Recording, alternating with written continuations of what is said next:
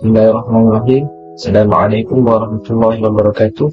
Jadi pada hari ini kumpulan kami yang terdiri daripada saya, Aziz, Eli dan juga Aifah akan membentangkan tentang kesalahan aspek tata bahasa yang kami khususkan lagi kepada kesalahan tanda sempang.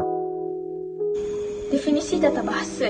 Menurut Kamus Dewan edisi keempat, tata bahasa ditarifkan sebagai pengetahuan atau pelajaran tentang penggunaan perkataan dan proses pembinaan ayat, iaitu penyusunan kata dalam ayat. Manakala menurut pandangan tokoh Awang Sarian dalam bukunya yang bertajuk Cerita Bahasa tahun 2002, secara ringkasnya menyatakan tata bahasa adalah peraturan yang membina bentuk-bentuk bahasa, iaitu seperti kata, frasa dan ayat yang betul bagi sesuatu bahasa tertentu.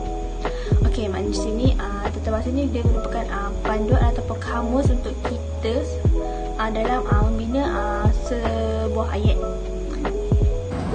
Kita pergi kepada definisi tanda sempang. Menurut Kamus Dewan edisi keempat, tanda sempang ditaktifkan sebagai garis pendek melintang untuk menceraikan suku kata, tanda hubung atau sengkang. Baiklah, kesalahan pertama penggunaan tanda sempang yang digunakan di dalam kata ganda. Kita lihat kesalahan yang pertama, penggunaan kata ganda anak-anak. Terdapat kesalahan pada penggunaan tanda sempang di dalam contoh yang pertama. Penerangannya, semua jenis kata ganda perlu mempunyai sempang kecuali kata ganda separa.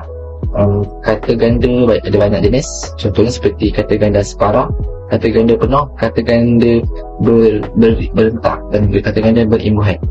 Jadi untuk menulis kata ganda, kita perlu menulis dengan penuh, bukan seperti di dalam contoh yang pertama, anak dan juga nombor 2. Bagi contoh yang kedua, buru-buru.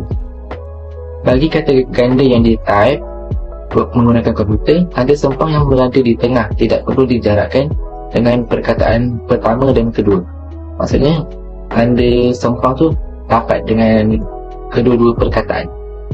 Jadi ini adalah penggunaan tanda sempang di dalam kata ganda yang betul. Yang pertama, undang-undang, dan contoh yang kedua, barang-barang. Seterusnya, kesalahan yang kedua untuk pengetahuan semua. Tanda sempang perlu digunakan dengan tujuan untuk memisahkan huruf kecil dengan huruf besar seperti kata nama khas. Contoh di sini kita ada yang pertama, Pro Malaysia. Cara penulisan yang betul ialah Pro Sempang Malaysia. Yang kedua, kita ada Anti Israel. Cara penulisan yang betul ialah Anti Sempang Israel. Yang ketiga pula kita ada Rahmatnya. Cara penulisan yang betul ialah Rahmat Sempangnya. Okey, untuk contoh 1 dan 2, dia menggunakan sempang kerana Malaysia dan Israel ialah kata nama khas, iaitu nama sebuah negara. Jadi huruf pertamanya ialah huruf besar. So kita perlu menggunakan tanda sempang.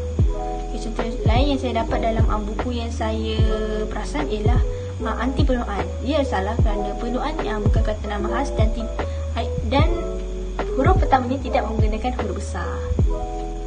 Antara penggunaan tanda sempang yang betul, yang pertama saya dapati ialah Al-Quran, dan yang kedua ialah bahasa Sanskrit Jawa kuno.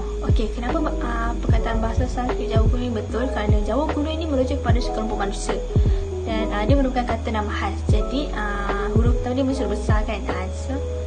Jadi adanya penggunaan tanda sempang di antara Sanskrit dan Jawa kuno. Baiklah, kita pergi kepada kesalahan yang terakhir, iaitu kesalahan yang ketiga. Saya telah menemui kesalahan ini di dalam sebuah majalah kuntum kanak-kanak, iaitu mereka tidak meletakkan tanda sempang di antara huruf dengan angka. Tanda sempang digunakan untuk memenuhi fungsi bagi memisahkan antara angka dengan huruf. Gambar raja di sebelah menunjukkan salah satu penggunaan yang salah bagi tanda sempang untuk memisahkan huruf daripada angka. Berikut merupakan penggunaan tanda sempang yang betul, iaitu saya telah menjumpainya di dalam buku Kelly, iaitu contoh 1 bagi perkataan ke-21. Mereka telah meletakkan tanda sempang di antara ke dengan 21, iaitu contoh kedua pula ialah ketiga juga telah meletakkan tanda sempang di antara perkataan ke dan angka 3. Dan yang terakhir ialah contoh ketiga, iaitu kedua. Mereka juga telah meletakkan tanda sempang di antara perkataan ke dengan angka 2. Kami telah membuat kesimpulan berdasarkan apa yang telah kami kaji bagi tugasan ini, iaitu kita perlulah menggunakan tanda baca dengan betul, terutamanya penggunaan tanda sempang sama ada di dalam penulisan atau pengiklanan. Penggunaan tanda sempang amat penting selepas tanda koma dan tanda noktah. Oleh itu, kita haruslah menitik beratkan penggunaan tanda sempang yang betul agar dapat mengurangkan kesalahan tata bahasa dalam bahasa Melayu. Itu sahaja pembentangan daripada kami bertiga bagi tugasan ini. Saya akhiri pembentangan ini dengan ucapan sekian. Terima kasih.